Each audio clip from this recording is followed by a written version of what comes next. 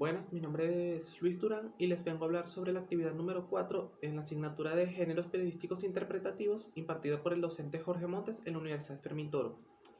En esta seguiré con el tema abordado en la semana anterior sobre las manifestaciones y protestas en Cuba. Bueno, el tema en Cuba ha seguido avanzando, pero la información sigue siendo muy reservada, por lo menos la que da en las cifras oficiales y en las que maneja en las que da el gobierno. La mayor parte de lo que se sabe en las cadenas internacionales es por información que se ha filtrado. Entre esa información que se ha filtrado, por decirlo así, se traduce que esas represiones han dejado más de medio millar de detenidos.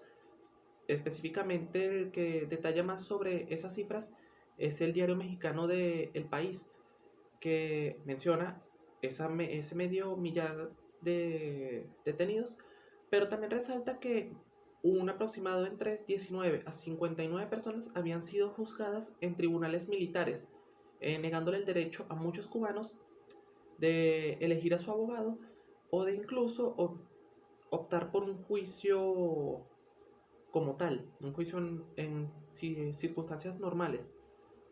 La mayoría de estos imputados, de estos detenidos, se les está imputando el desorden público, desacato, alteración del orden público, entre otras causas, incluyendo también que se enfrentan a penas de hasta un año en prisión por ello.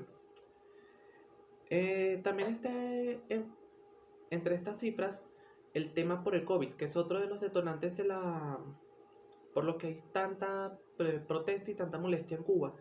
Y es que el COVID también ha tenido, por lo menos hasta el 26 de julio, presentó 2 días de manera consecutiva en las que superaba los 8.000 contagios, una cifra sumamente alta para un país que es pequeño y que no tiene tanta población, eh, que incluso, por decirlo así, comparando a Cuba con Venezuela, Venezuela tiene muchos más habitantes y nunca se ha visto más de 1.500 contagios. Eso también en el ojo público se ha manifestado como que se ha interpretado que obviamente Cuba miente en cuanto a lo que ellos dicen de que son una potencia en salud o de tener su propia vacuna, porque no se justifica que un país que diga ser una potencia en estos aspectos tenga semejante número de contagios. Esto también, esta cantidad de contagios, también hizo que el 26 de julio no se hiciera la popular concentración que suelen hacer el gobierno celebrando la toma del cuartel de la Moncada, que marcó el inicio de la Revolución Cubana como tal. El gobierno alega que fue por el tema de la pandemia para evitar aglomeraciones. Sin embargo, el año pasado hicieron un desfile, hicieron una fiesta como normalmente las hacían, y este año no.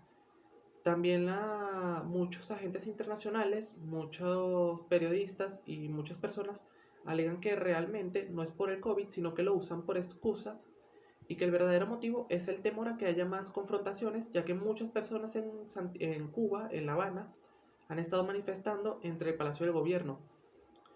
Esto también ha movido mucho, eh, ya mencionando la valoración de los expertos.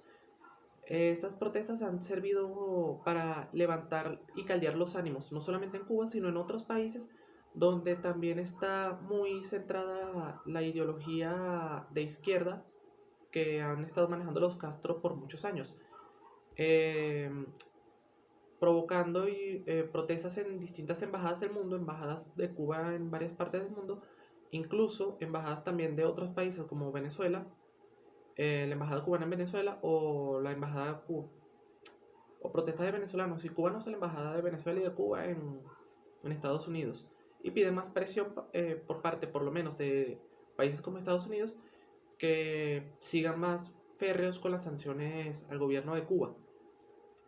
Otros expertos, entre las valoraciones, tildan ya el gobierno de Cuba, entre esos Luis Almagro, y muchas personas, muchos agentes de las ONGs o organizaciones sin fines de lucro, ya sean de Cuba o de afuera, en la que tildan al gobierno de dictatorial y de abusar y de un uso desmedido del poder, ya que también se desconoce cuál es el número real, ya obviamente como se mencionó al principio, de personas detenidas, y también se desconoce el número de personas liberadas y con qué cargos se les está acusando. También se han manifestado varios presidentes en favor de los manifestantes y otros en favor del gobierno cubano. O sea, ha habido para todo. Muchos artistas también se han manifestado y bueno, es algo que definitivamente va a traer cola. Entre las conclusiones y proyecciones de lo que está ocurriendo en Cuba, las conclusiones es que el panorama no es para nada agradable. ¿Por qué? Porque a corto plazo las protestas también comenzaron por el tema de los apagones, de la escasez de alimentos y de medicinas.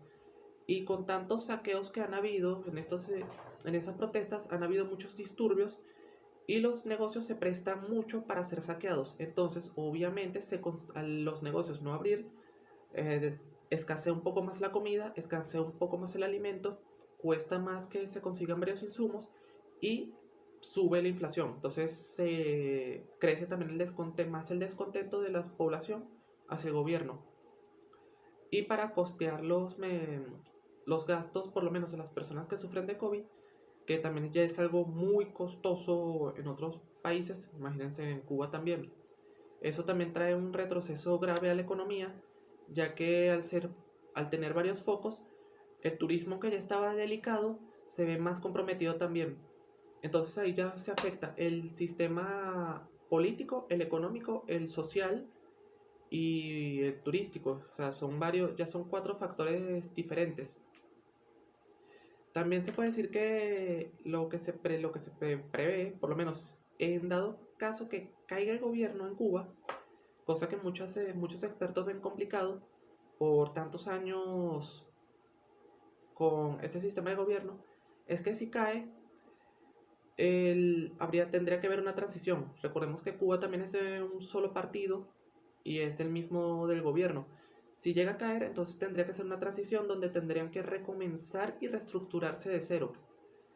También está el tema en que si no cae el gobierno, entonces no cambiaría mucho, sino que también el panorama que se vislumbra para los cubanos, ya sea mediano y a largo plazo, es que las sanciones por varios países, entre esos Estados Unidos, para con los gobernantes, sea mucho peor y sea mucho más dura por el tema de cómo han reprimido a la gente y en cómo han mentido, según muchos expertos, en cuanto a las cifras de la pandemia. Cosa que a la larga afectaría realmente o en mayor medida es a los bolsillos de los cubanos, que de por sí ya tienen una situación muy comprometida. Bueno, esto ha sido mi aporte, espero que les haya gustado.